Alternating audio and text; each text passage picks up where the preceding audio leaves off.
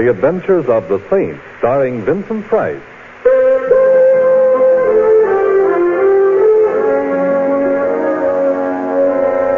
The Saint, based on characters created by Leslie Charteris and known to millions from books, magazines, and motion pictures.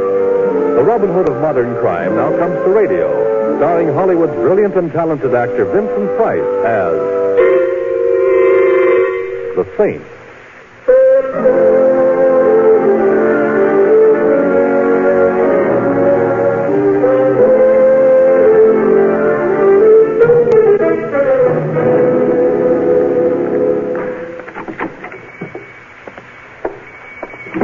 And welcome to the Bachelor's Friend. I beg your pardon? I said welcome to the Bachelor's Friend. Oh, well, I'm sure you'd make a very nice bachelor's friend, but all I had in mind was a loaf of bread.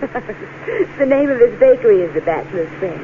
It was Mr. Vanderpoor's idea. With a name like that, I suppose he was fated to be whimsical. However, what is it if I said... What's your name? Simon Templar, but is anything wrong? No. That car that just stopped outside. There's nothing wrong, honest.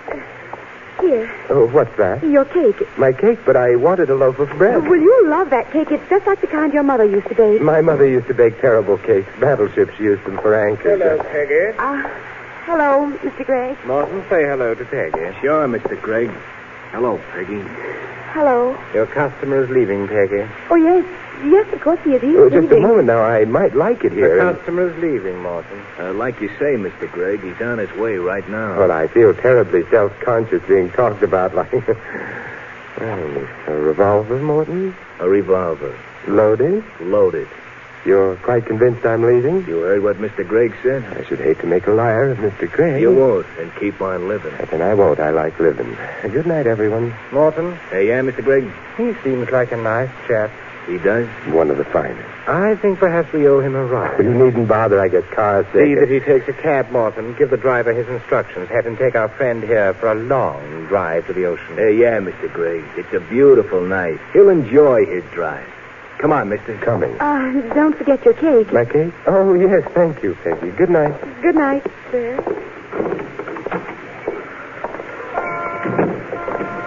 Mister. Yes?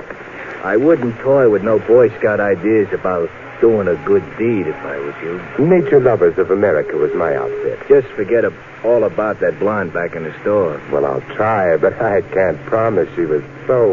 Oh, you know what I mean, Morton. Yeah. And then you're a cad. Hey, taxi. Oh, how convenient. Get in. Thank you. Hey, cowboy. Me? Yeah, you. My name happens to be Benny, not Cowboy. So it's Benny. The gent in the back seat is going for a long drive to the ocean. He likes fish. Oh, shut up. A long drive, see? Him? Yeah, him. So he's going for a long drive. It's all right with You me. better be sure he don't change his mind and come right back here. Otherwise, there'll be one dead gent and also one dead jitney jockey. Me? Yeah, you. Now get out of here and fast. I've been gone an hour. Benny. No. I don't know if I should talk to you. Oh, well, don't talk to me. Listen. We're not going for that drive. I heard what the fellow with the cannon said, but what's more important, I heard what he said. We're going for a drive to the ocean. Oh, but Peggy, the girl back at the bakery, she's in danger. We've got to help her. I don't like girls. Horses I like better. Well, how would you like a broken arm? Right or left? Both. I wouldn't, but that lug has got a gun. I'm closer to you than he is. Okay, we're going back.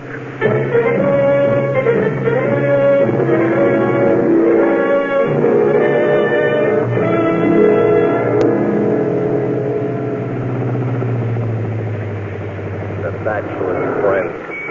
And me a married man. Hey, the joint's down. Yes, and we've been gone only a few minutes. You better come with me. Sure. What have I got to lose? Whoops, my life. The store's dark, all right, and the door's locked. Now, you see, everybody went home. We ought to go home, too.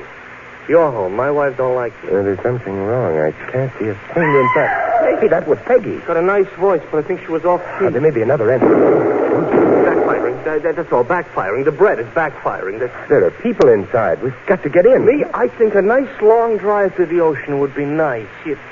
Hey, what are you dragging the handkerchief out for? You going to sneeze? No, I'm going to wrap it around my fist and smash the glass next door. Must be a law against that. And I've just repealed it now to reach in and... Yeah. Still dark here. Back room, perhaps, huh? There's a light shining along the floor over there. Yeah, that's it then. Hey, wait a minute. Well, look, before you open that door, you been bulletproof lately? No. Joint's empty. It's a small room. Window probably overlooks an alley. Yeah, the alley's empty, too. You see, like I told you, everybody went bye-bye, and that's... Miss, what are you staring at? Behind this desk? Look for yourself, John. My name is Benny, and like I said... Oh, one of the little playmates, the lug. He got tired and lay down. No, you haven't looked closely enough, Benny. He's lying down all right, but not because he's tired. He's dead.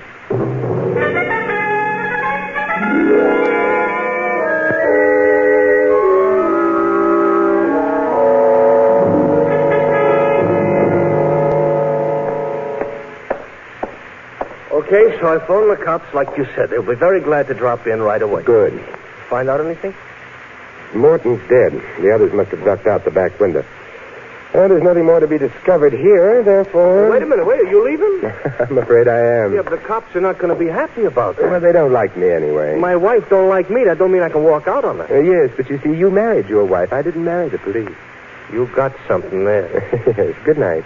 And give the police my love. Good night. Sure, I'll give it. Wait a minute. Love from whom?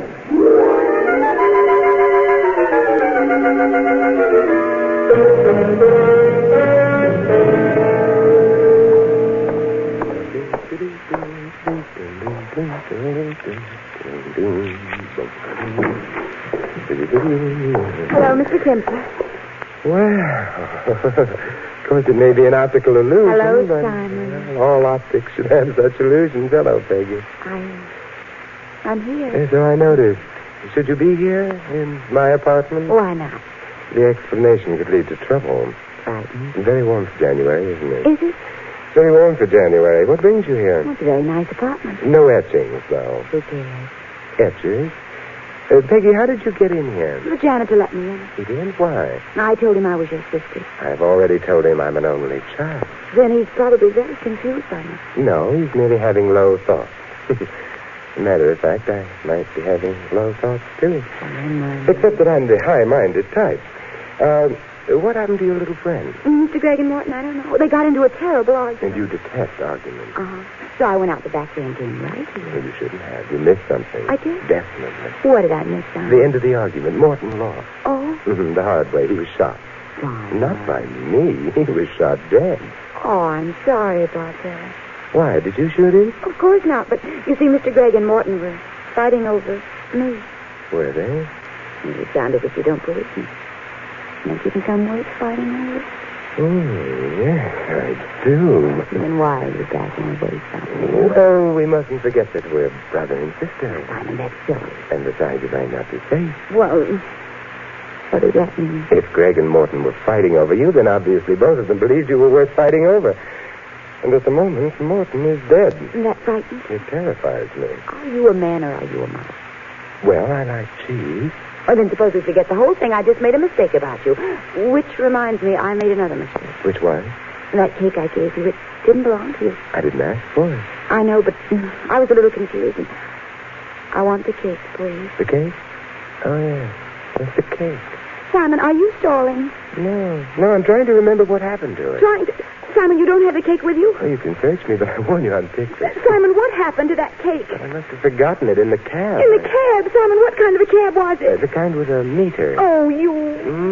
I'm going. The temperature's dropped badly. Goodbye, Peggy. I hope the janitor tells your wife about your sister, and I hope your wife knows you don't have a sister. I don't have a wife either. Ooh, I hate you. Hello, Peggy. Mr. Gregg. You're not leaving. Well, You're not. Come on, get back inside. All right. Mr. Gregg, you're no gentleman. I beg your pardon? You're appointed. His revolver. Yes, I am. Is that the one with which you shot Morton? As it happens, I didn't. What's Peggy doing in your apartment? Nothing important. You see, she's my sister. Who are you? Her brother. Peggy? His name's Simon Templar. Templar? Saint? Oh, not really. It's only that my etchings are at the cleaners. Sit down. Thank you, but I... Sit down. Oh, if you insist. The couch? The couch. All right. But you won't mind if I remove the cushion. I hate cushions. Therefore, have one on me. I'm so sorry the cushion hit you in the face. Perhaps I can do even better with this. Ooh. My hand hurts. Simon, what a beautiful right to the jaw. Thank you. I don't like to do it very often. It's so hard on the hands, but, well, I'd better get his gut. I had this lamp all picked out to hit him with, Simon, so thanks for bending over.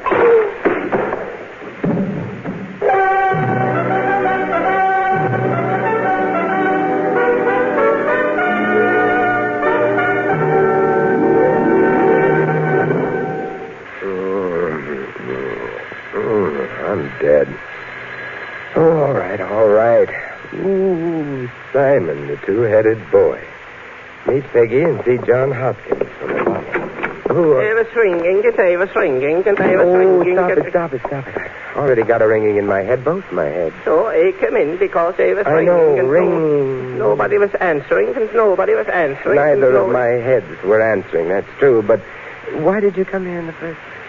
Well, I am the innocent. I wondered how long it would be before you identified yourself. Mr. Templar, you know me. Not in my present condition. You're the one who's telling me how you're an only child. So you started wondering about my sister. Yeah. I beg your pardon? Yeah. Well, I suppose that's true, too, but she's gone. Who? My sister. Never mind, Peggy. Is so? Is so. Oh. It's too bad. It's not so bad. No? Maybe, perhaps you'd better run along, and the next time she shows up, I'll introduce That you. is not why I am coming here. Pardon my digression, but why are you coming here? Why are you making bang-bang from this apartment? Bang? Bang? You mean... Like people are shooting that's people. silly. Lots of people were hitting lots of other people on the jaw and on the head and so on. But you are holding in your hand... Oh, yes. I just got around to noticing it. A revolver. A revolver makes bang-bang. True. Well, perhaps we'd better get into the living room and... that's 20 carats. Peggy wears it, not me. But I am smelling something else. Yes, gunpowder. Meaning someone's recently fired a gun here and... Oh, good Lord. Look. Yeah? It's Greg on the rug. He is why I hear bang-bang. How true. 2 bullets in his chest. He's dead. You shoot him? Oh, thanks for the question mark at the end of that. No, I didn't. I was knocked out. Greg was shot, and then the revolver was put in my hand. Eventually, I suppose the police were supposed to arrive, find Greg dead, the murder weapon crawling with my fingerprints, and... It's bad, yeah? It's not good, yeah. Dear sister. What you do now? I don't know. Except, of course, Peggy wanted to know who the cab driver was. What cab driver? The one who took the cake. Mr. Templar, I don't... the police. I had better not bother them. What you going to do? I'll find a murderer for them before they decide they've found one in me.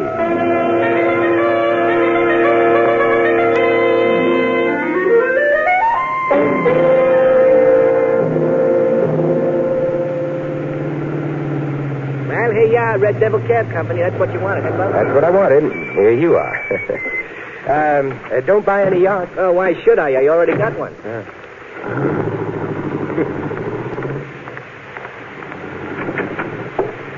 Yeah? What can I do for you? Are you in charge here of the garage and cab fleet? Well, you could say that. Is that what you're looking for? Well, actually, I'm looking for Benny, one of your cab drivers. Benny what? Just Benny. Oh, him? Get out of here, mister. Oh, I'm not joking. The license plate number of the cab he was driving was X4376. No gag? No gags. Hold on a second, I'll check. Oh, thank you. X4343. Yeah, Benny Scott. Is he in the garage now? No, he's out of his cab. Is he due in soon? Yeah, his tour's over. Then he's overdue. Oh, you can't say that. He might have got a fare out to the suburbs or someplace. Oh, someplace. Would you mind if I waited for him? Hey, what's he done? Oh, it's not what he's done that's important. It's what may be done to him.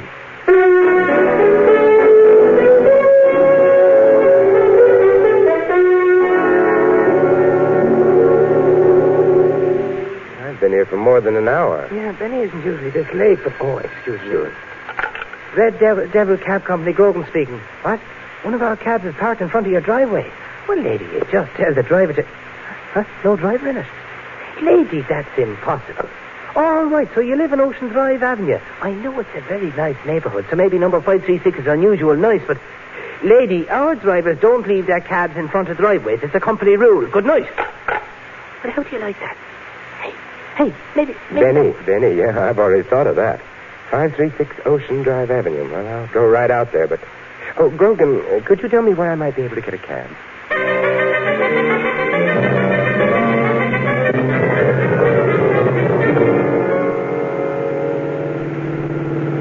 .500 block and... yes. Stop now. Benny's cab is here. Hey, it looks empty. Hey, driver, hang around for a while, will you? Okay, mister. All right, thanks. There's no one... Oh, in the back of the cab. Hey, Benny. It's a lie. Well, what is? I didn't touch a drop. Furthermore, I never drink, and besides, you... Hey, you ain't my wife? No. Then who hit me on the head? A friend of yours, perhaps. Oh, no, my friends don't go around hitting me on the head. You know, it's too soft. Hey, wait a minute. Where's the blonde? Well, I don't have her on me. I'm beginning to remember now. She hailed a cab, got in, and then she started asking me about some cake. Dear Peggy. Told me to pull over to the curb. She kept talking about cake, and then she hit me on the head. And I don't even like cake.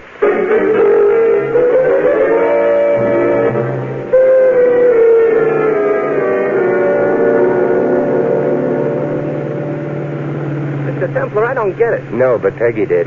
Huh? I meant the cake. What's with the cake? Me, I'm strictly the rye bread type. And Peggy, remembering her figure... Oh, let us remember this for a while, is strictly a rye crisp type. Therefore... You're home. She didn't want the cake to eat. Why not? Because you can't have your cake and eat it. Is that supposed to mean something? Not to you. Here, Benny. And don't buy Thanks, I already got a yacht. How did you know what I was going... I listen to the radio, too.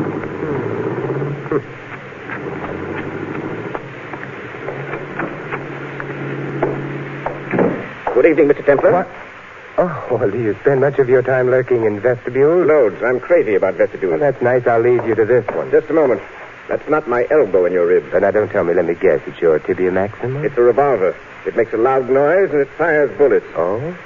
You wouldn't be happy if I shot you. Neither would I. Well, why not take the gun out of my ribs and make us both delirious with joy? I shall, as soon as I have my cake. Your cake? I am Hector Vanderpoor. Hector...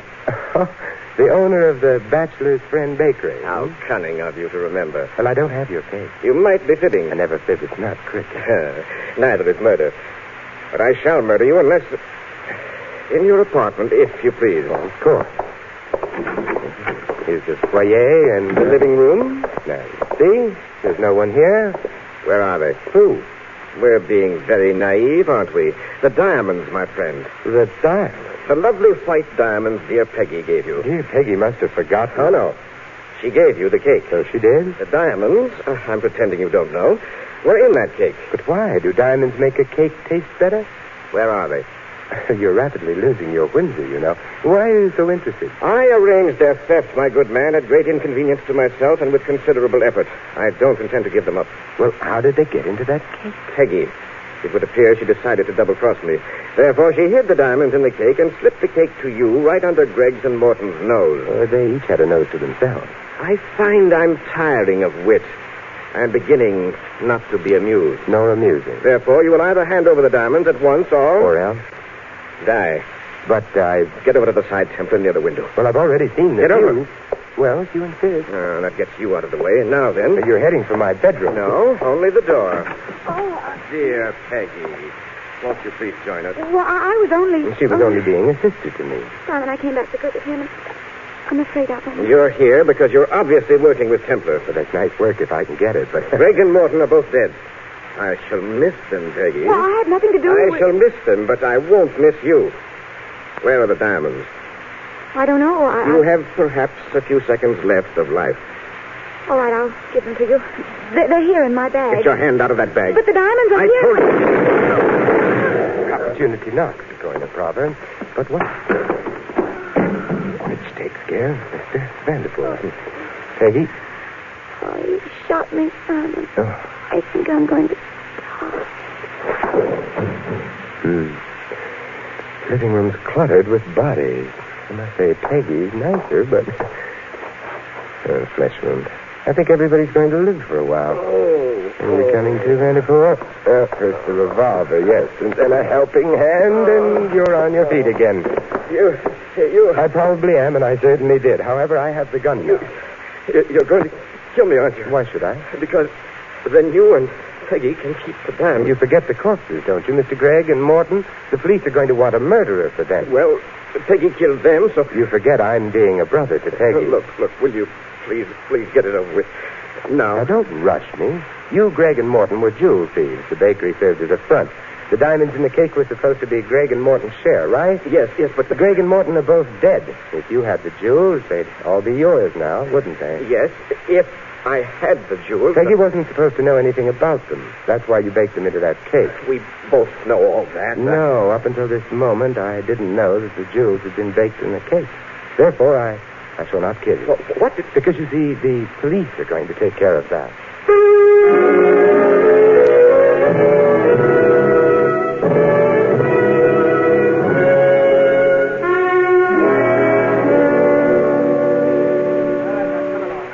All right, I'm coming. Well, there go the police and Mr. Vanderpool. But, Simon, I just don't... Oh, Peggy, you're adorable. You're a liar, and I don't mind explaining. Vanderpool killed Gregg and Morton. How did I know? Now you're supposed to say yes, Simon. How did you know? Yes, Simon, how did you know? And I'm glad you asked me. I knew because Vanderpool showed up at this apartment. Now, how did he know about it? Gregg and Morton had followed you from the bakery. You knew about it because I told you my name. Yes. But Vanderpool had no way of knowing unless secretly he was at the bakery at the time of Morton's death and here when Gregg was killed. Oh, and his motive was to keep all the jewels to himself. True. You know, I'm hungry. Would you mind getting that cake now? But, where'd you hide it? In the bread box in the kitchen? Yes. Thank you, my love. You know, you may be under the impression that you're a crook, but you're not. Huh? Vanderpool knew, if you remember, that the jewels weren't in your bag before you opened it. How? Simple. He knew you didn't have the jewels. How did he know that? Simple again. He hadn't put the jewels in the cake at all. What? His double cross had started before your attempt at hijacking. So there are no jewels in the apartment, Peggy. I guess I'm not a good cook after all. Okay, I'll get the cake and we can eat it. The important question now being, is the cake any good?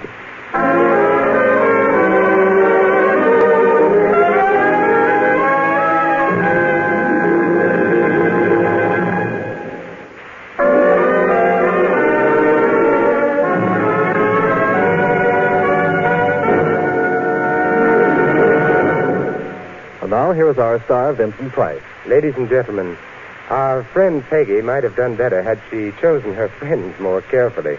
As a matter of fact, she might have chosen her cake more carefully, too, had she heeded the words of Margaret E. Sangster, who said, "Oh, cakes and friends we should choose with care. Not always the finest cake that's there is the best to eat, and the plainest friend is sometimes the finest one in the end." This is Vincent Price inviting you to join us again next week at this same time for another exciting adventure of the Saint. Good night.